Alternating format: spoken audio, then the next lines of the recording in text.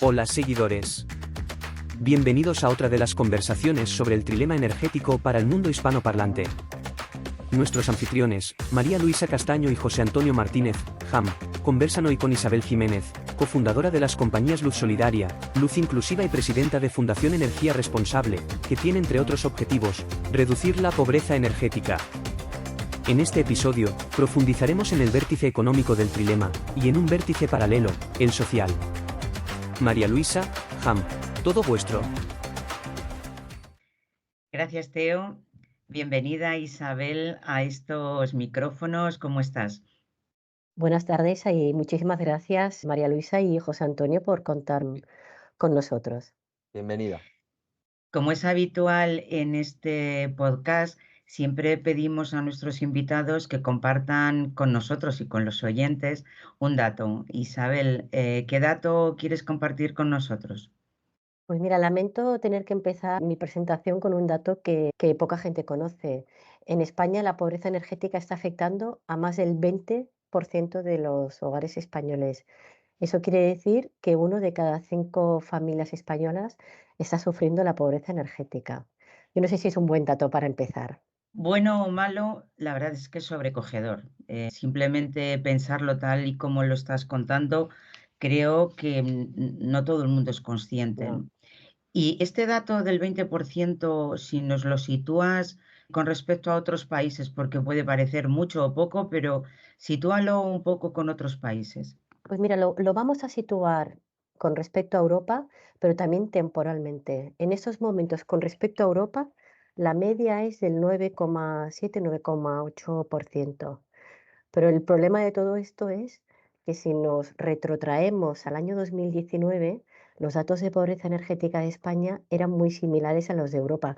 Estábamos en un 7% aproximadamente, que era un dato realmente bueno. Entonces, lanzo una pregunta. ¿Qué ha pasado en estos años para que con la misma situación de crisis energética que hemos vivido a nivel europeo, en España no es que se haya duplicado, ha sido mucho más que eso, y en cambio en Europa, la mayoría de países, y además países con temperaturas mucho más frías que las que podemos tener en España, se están moviendo en un 6% como Alemania? ¿Y cómo definimos la pobreza energética? O sea, Pues ¿quién mira, es un pobre energético y quién no lo es?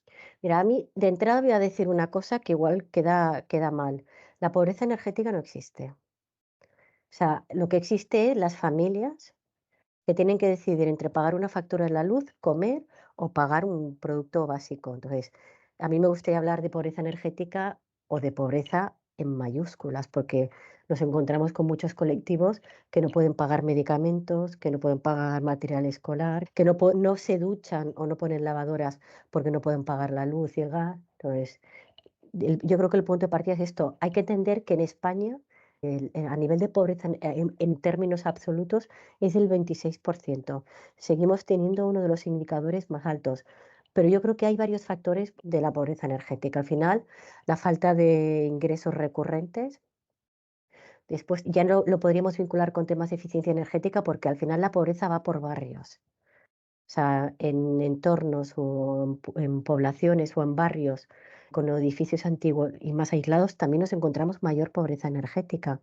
Entonces, al final nos encontramos un cúmulo de situaciones. Hablamos de desigualdad, hablamos de pobreza en absoluta, de brecha digital, porque en España, por ejemplo, tenemos un aspecto muy importante. Tenemos, por ejemplo, el bono social, pero el bono social no llega a todas estas familias vulnerables. ¿Por qué? Falta información. Estos trámites solo se pueden hacer online. Si comparamos con Europa, por ejemplo, con Portugal o en el Reino Unido, la mayoría de estas ayudas son automáticas, están vinculadas a los datos de la seguridad social o de la renta. Aquí hay que hacer el trámite por culpa de la brecha digital.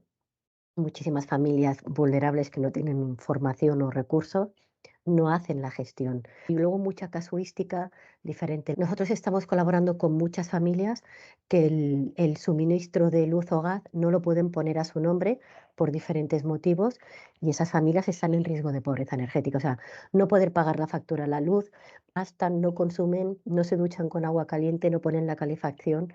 O sea, todos esos son indicadores de que hay una pobreza no solo pobreza energética, sino pobreza en mayúscula. Has mencionado una fecha, el año 2019, Mm, como un punto de inflexión entre unos datos que nos asemejaban a Europa y de pronto un despegue. Si mm, yo analizo qué pasó a través del año 2019, por supuesto tenemos la pandemia, por supuesto tenemos la invasión de Rusia en Ucrania, pero también tenemos un despliegue de la penetración de energías renovables en este país muy importante. De hecho, en este podcast hemos analizado muchas veces la penetración de las energías renovables, el récord de generación eléctrica renovable, pero entonces hay algo que no entiendo, Isabel. ¿Qué ha pasado a lo largo de estos años, que no son demasiados, para que se produzca simultáneamente una importante penetración de energías renovables con un recurso relativamente barato y, por el contrario, un incremento espectacular que es el que nos has dado? ¿Estamos hablando de transición justa o ¿no? estamos hablando de otra cosa? Mira, yo creo que la transición energética deberemos de ponerle, añadirle transición energética y social, porque nosotros sí que estamos detectando que esa inversión en energía renovable no está llegando a los colectivos más vulnerables, pero tampoco está llegando a las pequeñas pymes y al pequeño consumidor. Yo creo que la transición energética de las grandes compañías o de las grandes administraciones está avanzando, pero está costando trasladar esta inversión de energía renovable, esta producción de energía renovable a estos colectivos vulnerables. Y mi respuesta será que hay que trabajar y aplicar o destinar esos recursos que vienen de la producción de energía renovable a estas familias más vulnerables. Yo creo que aquí es un reto importante que tenemos que empezar a trabajar de una manera en serio, porque en Europa la crisis energética, la guerra de Ucrania ha afectado por igual a todos. No hemos sabido es trasladar esa inversión de energía renovable a estos colectivos vulnerables. Yo creo que aquí tenemos un reto muy importante. Desde un punto de vista social, yo entiendo que el trilema energético plantea un equilibrio diferente, porque entiendo que lo que se busca es que la electricidad o la energía lleguen al mayor número de personas y lo más barato posible. Pero a veces eso puede que solo se consiga con fuentes convencionales, no con las renovables. En la India, por ejemplo, que es un país que tiene un 40% de su capacidad no fósil, han decidido que para cubrir la demanda y atender a todas las personas que, digamos, no tienen muchos ingresos, van a abrir 60 gigas más de carbón. ¿Esto cómo lo ves? Yo creo que al final el equilibrio en todo es bueno. Por ejemplo, si hablamos de energías renovables, de comunidades energéticas o de autoconsumo, la normativa prevé que un 10% de esta energía renovable se pueda destinar a colectivos vulnerables de ese entorno. Eso, si lo empezáramos a aplicar, ya estaríamos hablando de transición energética y social. Y la nueva directiva del 11 de abril del 2024, la directiva y el reglamento del mercado de la Unión Europea, establece un marco regulatorio de trabajo similar en toda Europa con respecto al mercado eléctrico. Entonces, lanzan varias propuestas. Una de ellas es en los casos de comunidades energéticas o autoconsumo compartido, ceder un 10% de esta energía renovable. Y como eso se puede aplicar a muchísimos casos.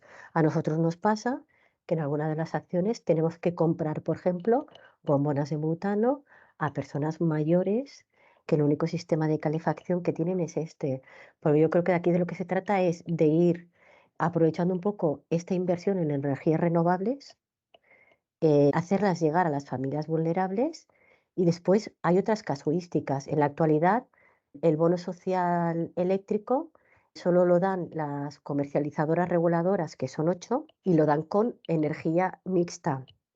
Yo creo que si se ampliara el sistema y que cualquiera de las compañías comercializadoras que dan energía renovable o que suministran energía renovable pudieran ofrecer el bono social, además de que sería todo mucho más ágil porque habría muchas más facilidades para hacer los trámites, pero esta opción de suministrar también energía renovable para cubrir el bono social también sería una buena solución. Entonces, yo creo que, como decías, el equilibrio es bueno y que se pueden trabajar en diferentes líneas y todas son buenas. O sea, lo que no puede ser tampoco es que hablemos de transición energética y nos estemos dejando atrás a estas familias vulnerables, a las pequeñas pymes que no tienen ni idea de lo que es la Agenda 2030, ni la huella de carbono, ni diferencia entre energía renovable y no renovable. Es bastante frecuente que los invitados que pasan por estos micrófonos nos hablen de las inversiones que necesita la transición ecológica, ya no solo de millones, trillones, en redes, en tecnología, en almacenamiento, en muchos aspectos normalmente tecnológicos. Pero tú nos estás trayendo aquí otro aspecto de este trilema, o como alguna entrevistada previa ha llamado el multilema, en el que esas inversiones tienen que tener en cuenta los aspectos sociales. Isabel, ¿tú cómo ves este avance en la necesidad de invertir en energías renovables y simultáneamente no dejar a nadie atrás, que se supone que es el concepto propio de transición justa? Yo creo que todo eso pasa y es viable si hay una garantía jurídica. Yo creo que en los últimos años el sector energético ha vivido cierta inseguridad y eso tampoco es bueno. Entonces, yo creo que para garantizar la transición energética y social, primero tiene que haber un marco jurídico estable y unificar, porque al final lo que pase en Europa va a tener un impacto en España. Entonces, yo creo que es viable trasladar parte de esta producción de energía renovable a estos colectivos vulnerables. Me encanta que haya estos profesionales y estas nuevas perspectivas que no se plantean inversiones si no se hacen con una perspectiva social y tiene que ser así, porque es que si no, no habrá transición energética. O sea, será otra cosa, pero no será transición energética. Hablabas antes de la pobreza en general y nosotros conocemos los bancos de alimentos, son fáciles de entender y los bancos de alimentos tienen la facilidad de que puedes almacenar la comida, pero no tenemos bancos de energía, la energía no es fácilmente almacenable o trasladable. ¿Ahí Uy, tenéis sí, alguna idea al tenemos, respecto? mira, tenemos muchas ideas y además nosotros hace 2 años que estamos trabajando en un proyecto que llamamos Banco de Energía y que había, pero además este proyecto se está impulsando a través de un grupo de profesionales de Women Energy to Transition, que son profesionales mujeres del sector energético y estamos trabajando en diferentes casuísticas para convertir bancos de energía. Y me gusta mucho este ejemplo porque la sociedad o las empresas entienden perfectamente un banco de alimentos. Este concepto se traslada con mecanismos muy similares al ámbito energético. Además, yo creo que tenemos un reto muy importante que es dar a conocer estos bancos de energía, trabajar diferentes casuísticas, porque verdad que en los bancos de alimentos nos encontramos con una empresa dona, la empresa de logística se ocupa de hacer el traslado, las distribuidores como los supermercados o grandes cadenas recogen o lo convierten en dinero, o una empresa hace una recogida a través de sus empleados, en los colegios. Entonces, ha habido una cultura de los bancos de alimentos que creo que esa cultura la tenemos que saber trasladar a los bancos de energía. Y tienen que haber bancos de energía en cualquier municipio, y especialmente en los territorios más vulnerables, porque Barcelona, Madrid, Valencia, Bilbao se disponen de muchos más recursos, incluso los servicios sociales tienen más recursos, más herramientas, pero nos estamos encontrando que en poblaciones de España muchísima gente mayor no tiene ni idea de lo que estamos hablando. O sea, simplemente no ponen la calefacción porque no lo pueden pagar, porque vienen de arrastrar facturas y nosotros hemos visto gente muy mayor de pueblos de montaña, debían 1.200, 1.300 euros de luz y de gas y que no podían hacer frente. Entonces, yo creo que esta cultura del banco de alimentos la tenemos que trasladar al sector energético.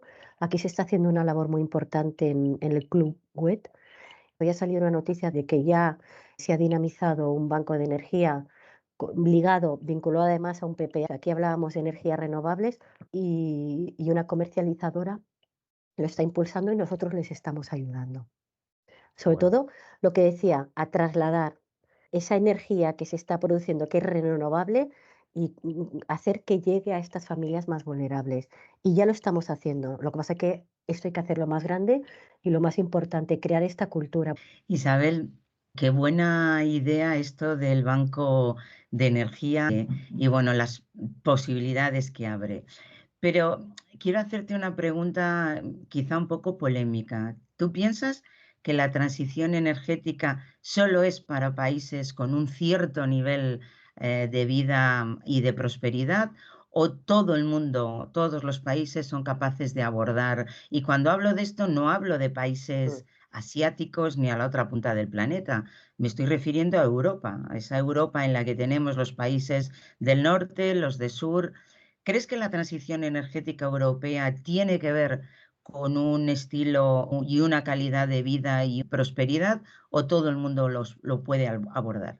Hay que ir trabajándolo, pero sí que es importante que podamos aprovechar la directiva europea del 11 de abril, que es de hace muy poco, y el reglamento, que traslada la obligación de, por ejemplo, los desarrolladores de parques de energía renovable tendrán que invertir y destinar a colectivos vulnerables parte de esa energía. El autoconsumo, nos estamos encontrando ya que se empieza a regular. Lo que pasa es que yo creo que no existen todavía suficientes casos prácticos y es lo que creo que tenemos que aprovechar, trabajar diferentes casuísticas y ponerlo fácil. En otros episodios del podcast hemos comentado que ahora en Europa hay un factor económico perverso, y es que el precio de la electricidad no está basado en los costes, sino es un mercadeo de oferta y demanda, y hay horas durante el día en el que el precio es cero o incluso negativo, y estamos, digamos, tirando, haciendo vertidos de energías renovables porque no caben en el sistema. ¿No hay ninguna manera de aprovechar esos vertidos e iluminar ciudades y ciudades de gente que tiene difícil acceso a esa electricidad? Hay manera, se puede hacer y ya hay muchísimas iniciativas que se empiezan a trabajar en esas casuísticas. O sea, y esto pasa, pues, por ejemplo, en muchas empresas o instituciones que de lunes a viernes la planta está produciendo, las placas están produciendo y el sábado y el domingo no se aprovecha. Pues ese sábado y domingo esos excedentes se pueden destinar. De hecho, la directiva recoge algunas de las casuísticas, pero igual que pasa con los bancos de alimentos nacieron precisamente para dar salida al desperdicio alimentario. O sea, fue así como nacieron. Y entonces esto se ha ido creciendo y haciéndose un poco más grande y sobre todo creando una sensibilidad.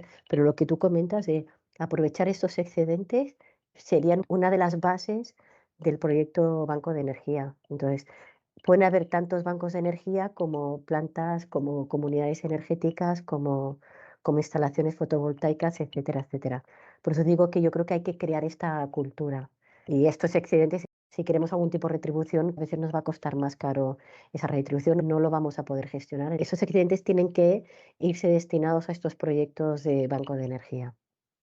A pesar, Isabel, de que has arrancado con un dato sobrecogedor y sobre todo bastante triste, escuchándote, parece que todo es posible, que todo es factible, que depende un poco de nosotros mismos. Pero imagínate, Isabel, que tuvieras la lámpara de Aladino a la que tú pudieras pedirle que estas acciones que tú dices que son posibles se realicen. ¿Tú qué le pedirías a esa lámpara de Aladino si la tuvieras delante? Pues mira, yo creo que lo primero que pediría muchas cosas, pero lo primero que pediría sería unidad en el sector energético. Pues yo creo que, así como comentaban el ejemplo de los bancos de alimentos, ya existe esta cultura. Entonces yo creo que lo primero es unidad en el sector energético, reconocer que hay este problema, porque a mí me ha pasado en muchas reuniones de muchos profesionales de decirme, no hay pobreza energética porque el bono social lo cubre todo. Claro, cuando me dicen eso pienso, o sea, la realidad no es esa. Nosotros vivimos situaciones muy duras. Entonces, yo creo que lo primero es unidad, reconocer dónde está el problema. Yo creo que también es importante hacer un mapa de dónde están los principales problemas de la pobreza energética, que los tenemos más o menos identificados, y buscar una solución a cada uno de ellos. Pero si tuviera que pedir uno, yo creo que pediría unidad en el sector energético, porque juntos sumamos mucho más. Pues es la primera vez que yo oigo, ¿no, José Antonio? Una petición de estas características. Todo el mundo le pide a la lámpara de Aladino que el gobierno haga, que no sé quién tal, pero unidad en el sector energético yo me la voy a apuntar. Yo creo que la lámpara te va a escuchar, porque nos has contado este proceso del Banco de Energía un poco comparativamente con el Banco de Alimentos y es muy fácil de entender. Simplemente hay que ser conscientes de que existe este problema. Pues Isabel, muchísimas gracias por tu participación en el podcast y esperamos saber más de ti y de tus iniciativas en breve. No, gracias a vosotros. Oye, me parece una iniciativa fantástica y sobre todo que le deis visibilidad a la pobreza o a la pobreza energética, porque yo creo que hablar a veces de temas sociales en el sector energético todavía cuesta un poco, pero yo creo que es importante y os lo agradezco muchísimo. Gracias a ti, Isabel. Esperamos que os haya gustado. Prepárate, porque en el próximo y 10º episodio, María Luisa y Ham empiezan a hablar de biogases e hidrógeno, y conversarán con Marta Margarit, presidenta de Enagas Renovables. Por eso asegúrate que nos sigues en LinkedIn, y suscríbete gratis al podcast en Spotify o en la plataforma de tu elección, Amazon, YouTube, iVoox o Apple. No te lo puedes perder.